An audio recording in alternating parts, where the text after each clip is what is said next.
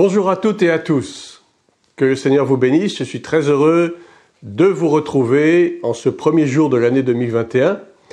Et bien entendu, je commence par vous adresser mes meilleurs vœux pour cette nouvelle année, tout en sachant qu'évidemment, nous n'allons peut-être pas vivre une année de tout repos, mais avec le Seigneur, nous avons toujours cette espérance qu'il nous garde de tout ce qui s'en vient sur le monde. Alors, je voudrais cependant aujourd'hui adresser un message tout particulièrement à mes frères et sœurs chrétiens, mais qui appartiennent à des églises, à des assemblées que je pourrais qualifier peut-être de laodicéennes. Notre pays, et nous le savons bien et nous le voyons bien, et le monde en général, subit en ce moment des bouleversements sans précédent depuis le début de cette, je dirais, fausse pandémie de coronavirus. Cette crise, qui n'est pas, et il faut quand même se rendre compte, n'est pas seulement une crise sanitaire, mais bien plutôt une crise générale qui touche à tous les domaines de la vie, eh bien cette crise est un révélateur de la tiédeur du monde chrétien que nous avons coutume d'appeler évangélique. Les chrétiens auraient-ils perdu leur autorité spirituelle dans ce monde bouleversé ? Oublient-ils qu'ils sont, ou que plutôt ils devraient être, la lumière du monde et le sel de la terre? Je vous pose la question aujourd'hui. Nous savons bien, preuve à l'appui, quelle est la véritable origine de cette crise que le monde appelle crise sanitaire. Mais nous savons aussi quels sont les buts infâmes, je dirais, pour lesquels cette crise existe. Le but principal, quel est-il ? Vous le savez, mais je vais quand même vous le rappeler. Il s'agit de mettre la population du monde en état d'esclavage, que ce soit financièrement, économiquement, socialement, mais bien plus encore spirituellement. Car le plan des élites mondialistes qui ont fomenté cette crise est essentiellement religieux. Et j'insiste, c'est un plan essentiellement religieux. Il s'agit en fait d'un complot crypto-juif. Alors attention, je ne jette pas l'anathème contre le peuple juif, je ne jette pas l'anathème contre Israël, je suis un admirateur d'Israël, mais attention, de quel Israël s'agit-il ? Ce complot provient d'une caste formée essentiellement d'hommes et de femmes qui appartiennent ou qui prétendent appartenir à un certain judaïsme kabbalo-talmudique. Comme je vous le disais, je ne jette pas l'anathème sur Israël, mais je respecte le véritable Israël, c'est-à-dire l'Israël spirituel qui est celui de Yahweh, Elohim, Adonai. Libre à vous de croire ce que je vous dis, de ne pas croire.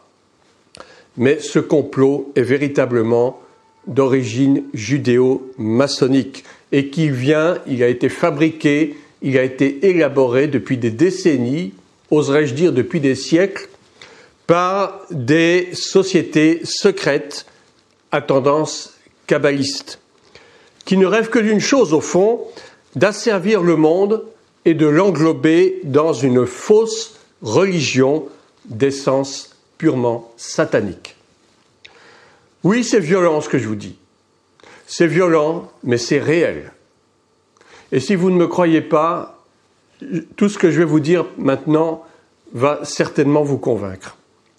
Un autre but poursuivi par cette élite corrompue, hautement corrompue, est de réduire de façon drastique la population mondiale à 500 millions d'habitants.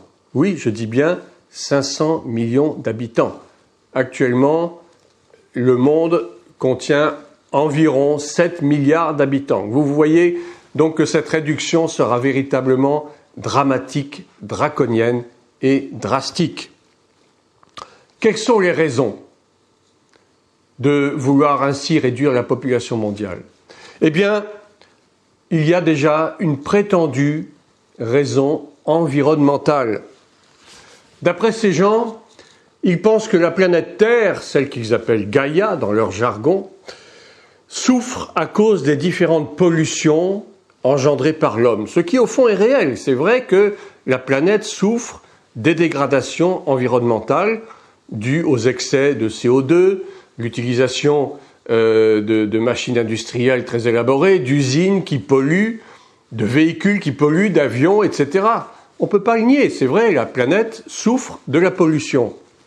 Mais ce qui est moins évident, en revanche, c'est que ces gens prétendent que les ressources énergétiques et la nourriture risquent de venir à manquer, qu'elles sont insuffisantes pour pourvoir aux besoins de 7 milliards d'individus sur la Terre. Tout cela est faux en grande partie.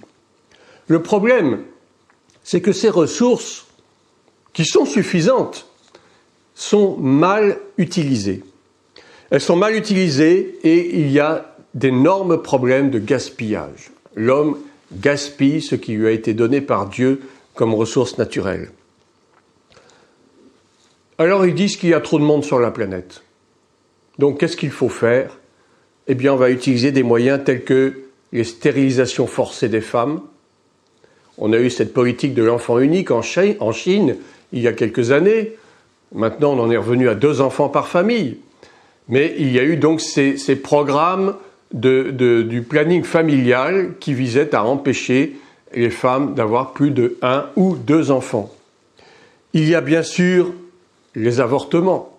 Et nous savons ô combien qu'ils sont nombreux, ces avortements. En France, il y a plus de 200 000 avortements par an, ce qui est considérable. Et le plus dramatique, c'est qu'on est en train de reculer, par loi, par décret, de reculer de plus en plus l'âge limite où il sera possible d'avorter, en arrivant même jusqu'au terme de la grossesse, ce qui est absolument dramatique. C'est un crime, c'est un génocide contre l'humanité. Autre moyen utilisé, bien sûr, les épidémies, les pandémies. Nous connaissons actuellement cette pandémie du SRAS-Covid-2, etc. Les vaccinations. Et puis, vient maintenant les phénomènes radiomagnétiques, radioélectriques, avec l'arrivée de cette fameuse 5G. Autre moyen utilisé, l'euthanasie, c'est-à-dire mettre fin à la vie de personnes âgées que l'on considère comme étant indésirables parce que non productives, éventuellement des handicapés, qu'ils soient physiques ou mentaux. Encouragement des unions homosexuelles, parce qu'on sait très bien que dans les unions homosexuelles, on ne peut pas avoir d'enfants, mais on va trouver quand même le moyen, le subterfuge de leur faire avoir des enfants par la PMA, la GPA, etc. Mais tout cela est complètement immoral et je dirais même amoral. C'est la destruction programmée de la famille telle qu'elle est voulue par Dieu depuis l'origine. Éclatement donc des familles, de plus en plus de divorces, de plus en plus de familles monoparentales, et pas toujours pour de bonnes raisons. Et puis bien sûr, étendue des pratiques du planning familial, je vous l'ai déjà dit. Tout cela, malheureusement, n'est pas nouveau. On en parle déjà, en fait, depuis des années, et même depuis les années d'après-guerre, de la Seconde Guerre mondiale. Ça a été vrai aux États-Unis, et c'est vrai maintenant en Europe. Tout ceci est mûrement réfléchi et étudié depuis des décennies. Le but, instaurer un gouvernement mondial, un gouvernement globaliste. On parle de village global. La Terre serait devenue un village global. Un gouvernement élitiste, avec une poignée d'hommes et de femmes multimilliardaires, richissimes, qui n'ont qu'un but, s'emparer des richesses du monde au détriment des hommes. La cupidité, l'amour du matériel, la soif du pouvoir, voilà l'origine réelle de cette gigantesque manipulation mondiale. Cette mainmise sur le monde n'a qu'un seul but, c'est asseoir le pouvoir de quelques hommes et femmes corrompus. Le gouvernement des différentes nations que nous connaissons actuellement se sont mis d'accord pour arriver à ce but suprême. En cela, en passant d'abord par la mainmise sous les souverainetés nationales. Les souverainetés nationales, c'est-à-dire l'autonomie propre à chaque nation, est en passe d'être anéantie. Chaque gouvernement n'a plus le droit de décider par lui-même ce qu'il convient de faire pour le peuple. Toutes les lois et la plupart des décrets ne sont plus votés et étudiés par les gouvernements autonomes, mais par un supra-gouvernement. Et nous savons que pour l'Europe, ce supra-gouvernement, donc ce gouvernement supranational, si vous préférez, il est situé à Bruxelles. C'est le gouvernement européen. Le but, c'est quoi? C'est donc de détruire les États-nations pour instaurer une nation unique, gouvernée par un seul homme. Et nous savons qui est cet homme. Il s'agit de l'Antichrist dont la Bible nous parle.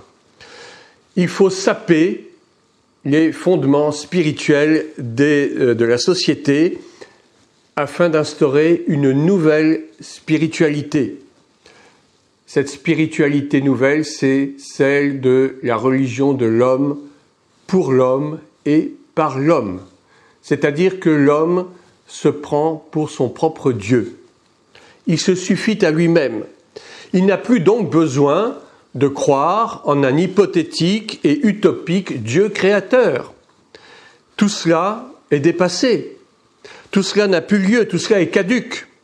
Non, le Dieu de ce siècle est un Dieu qui s'appelle technologie, qui s'appelle science, qui s'appelle raison, qui s'appelle philosophie.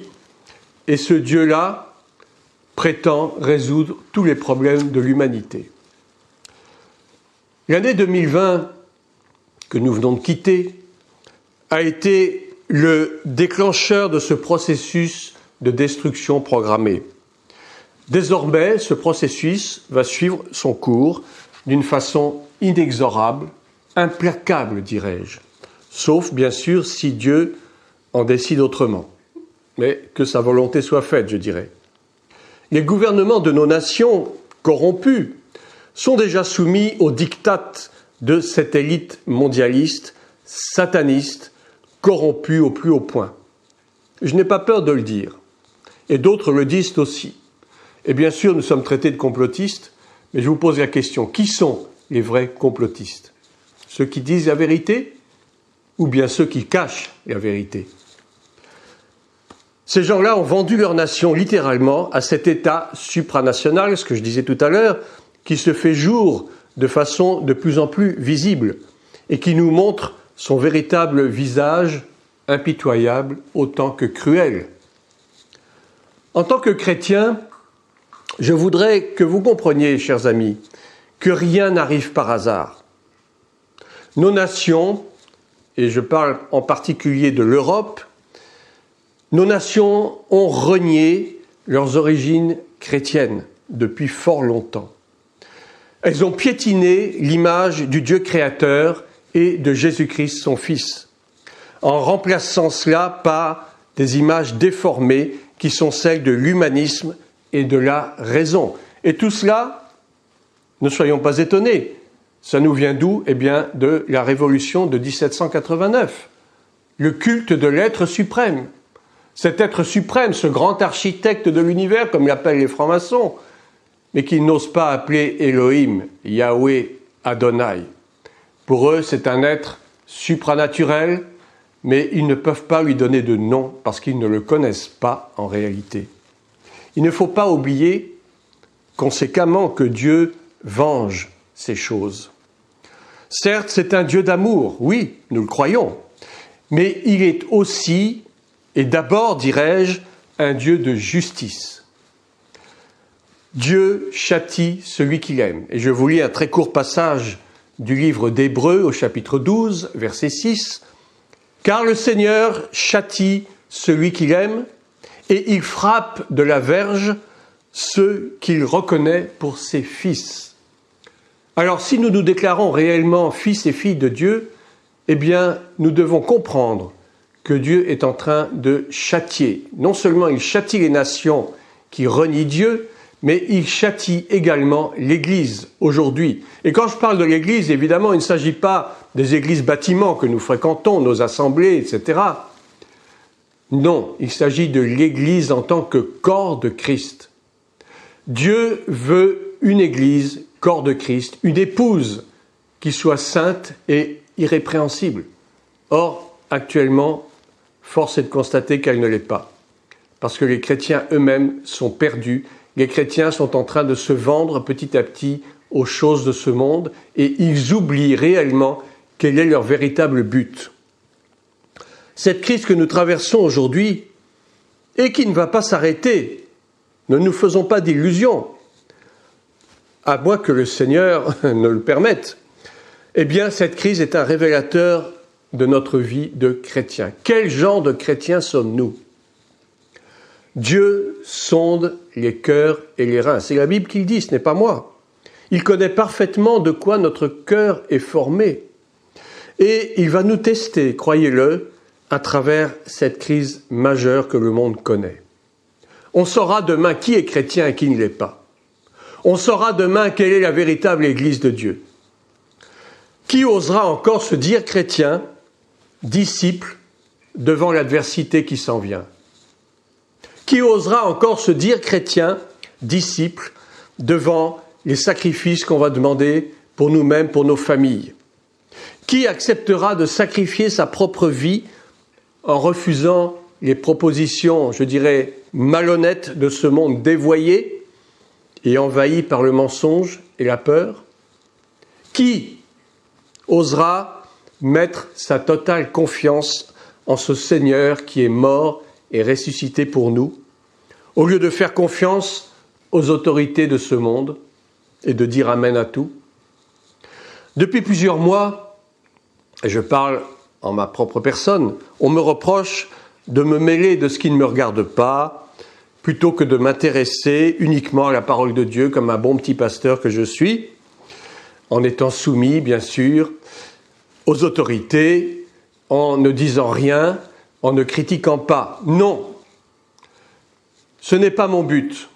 Et vous le savez déjà, vous tous qui m'écoutez depuis un certain temps. Je suis pasteur, certes, mais je suis aussi un citoyen.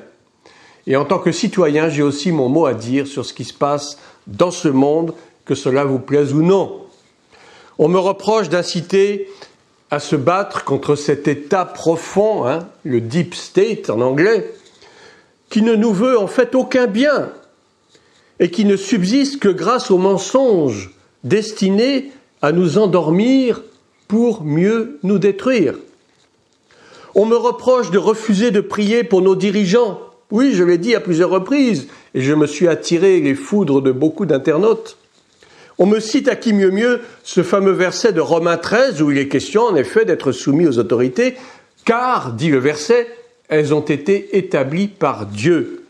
Mais ce que ces gens oublient, intentionnellement d'ailleurs, c'est ce que dit la suite de ce verset de Romains 13, le verset 4, qui dit ceci: « Le magistrat est serviteur de Dieu pour ton bien. » Je répète, si vous l'avez mal entendu, le magistrat est serviteur de Dieu pour ton bien. Alors je pose la question, serviteur de Dieu? Véritablement? En agissant comme le font nos dirigeants, excusez-moi, qui sont vendus au système, par l'intrigue, par le mensonge, par la dissimulation, par la manipulation, la fraude et la peur. Pensez-vous réellement que ces gens soient des serviteurs de Dieu pour notre bien? Ils veulent détruire l'économie, ils veulent détruire les familles, ils veulent détruire la santé, ils veulent détruire l'éducation, ils veulent détruire la culture, ils veulent tout détruire.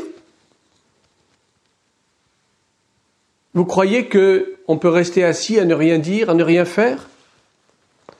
Vous pensez qu'il est juste et acceptable d'admettre ces choses sans rien dire, en restant muet, en acceptant tout et n'importe quoi?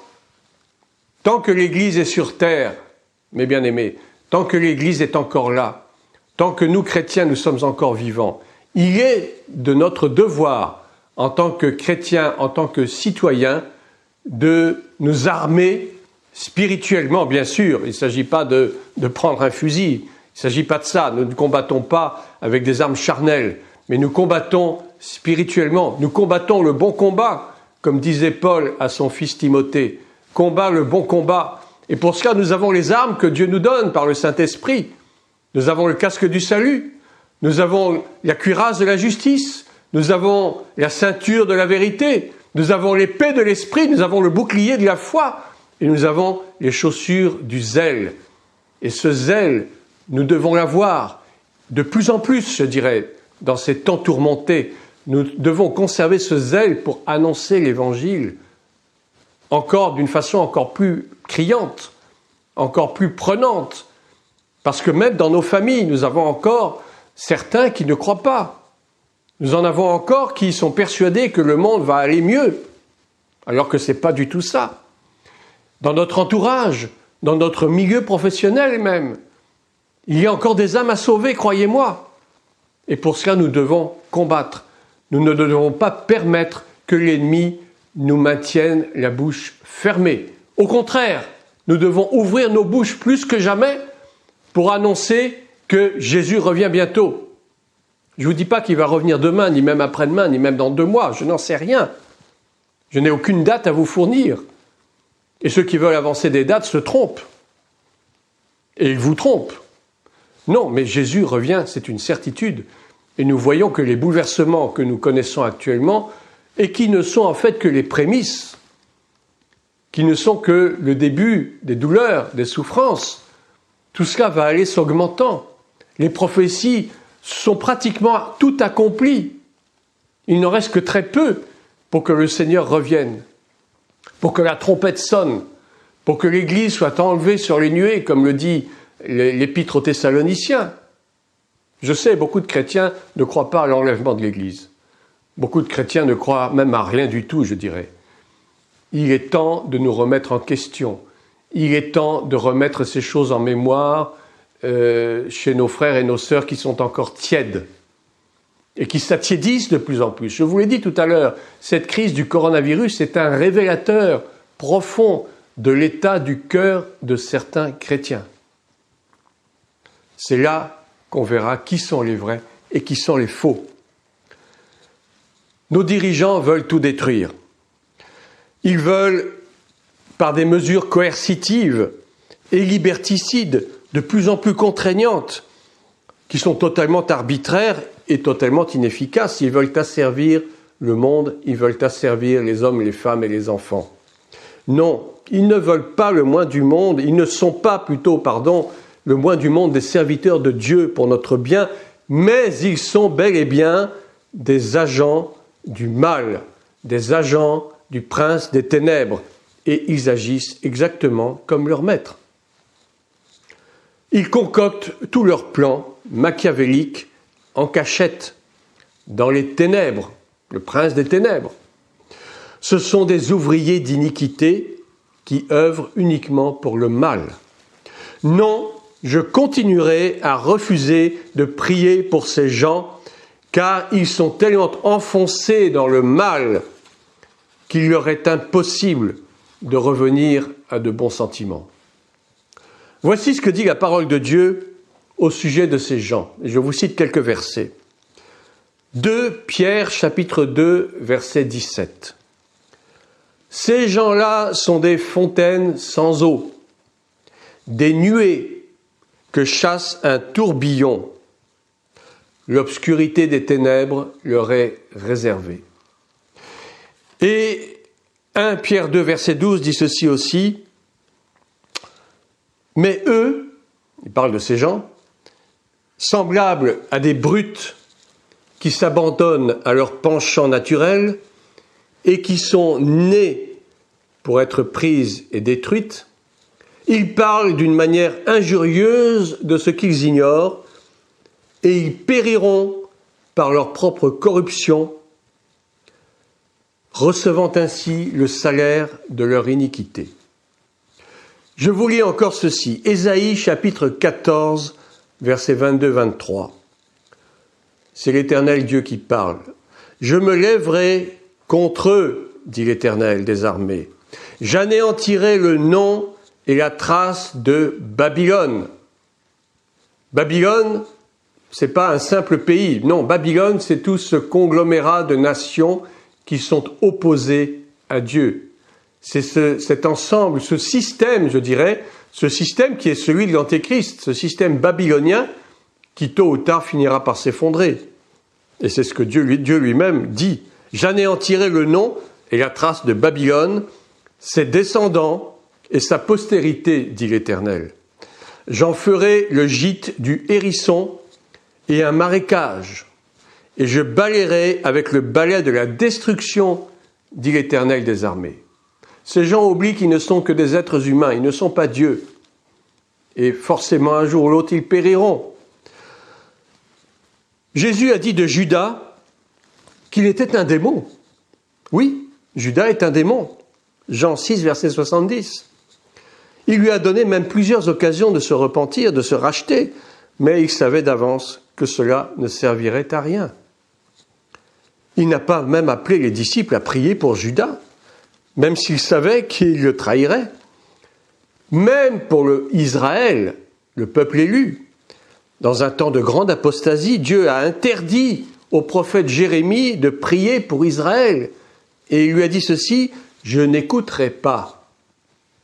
Aujourd'hui, Dieu n'écoutera pas nos prières pour les dirigeants corrompus de ce monde, car ils ne lui appartiennent pas. Et surtout, ils ne veulent rien ni entendre, ni savoir de lui. Malachie 3, versets 19 à 21. « Car voici le jour vient, ardent comme une fournaise.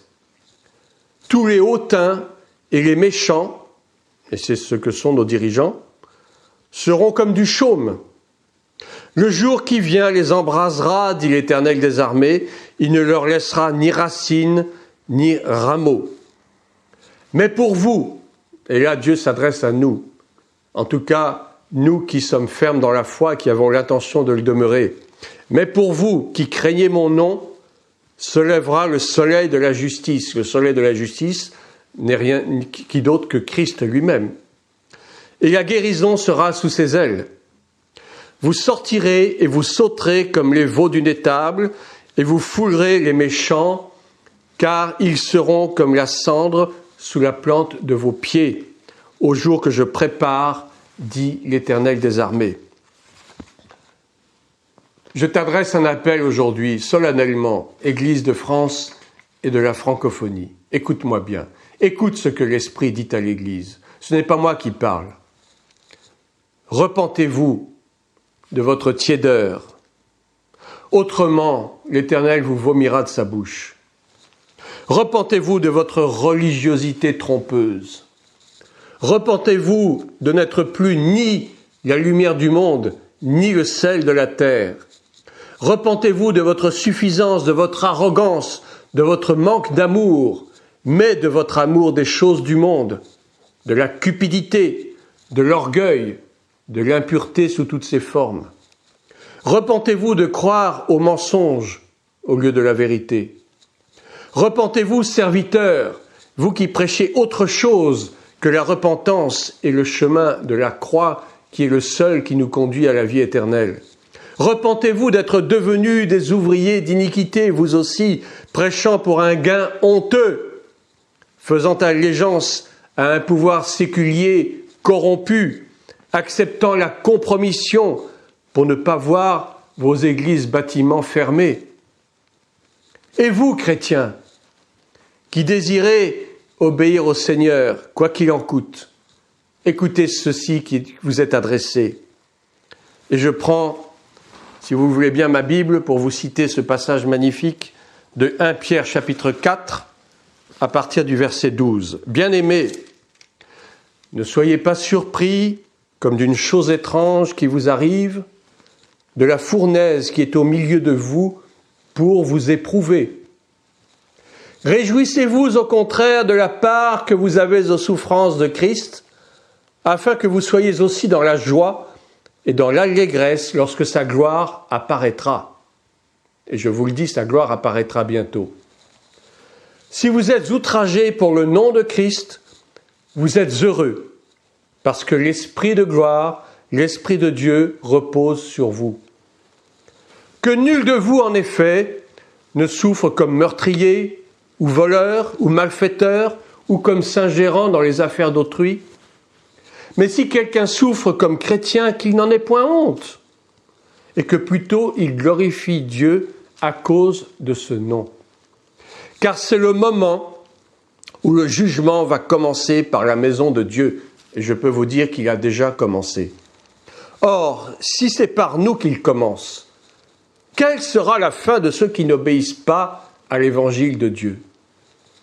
Et si le juste se sauve avec peine, que deviendront l'impie et le pécheur? Ainsi que ceux qui souffrent selon la volonté de Dieu remettent leurs âmes au fidèle Créateur en faisant ce qui est bien. Et je termine cette petite allocution aujourd'hui par quelques souhaits, que cette année 2021 soit, malgré la tourmente, malgré les difficultés, une année de ferme espérance et surtout une occasion, peut-être la dernière d'ailleurs, d'affirmer ou de réaffirmer sans peur, sans honte, sans regret aucun, notre appartenance à Christ, notre seule espérance. Que Dieu vous bénisse.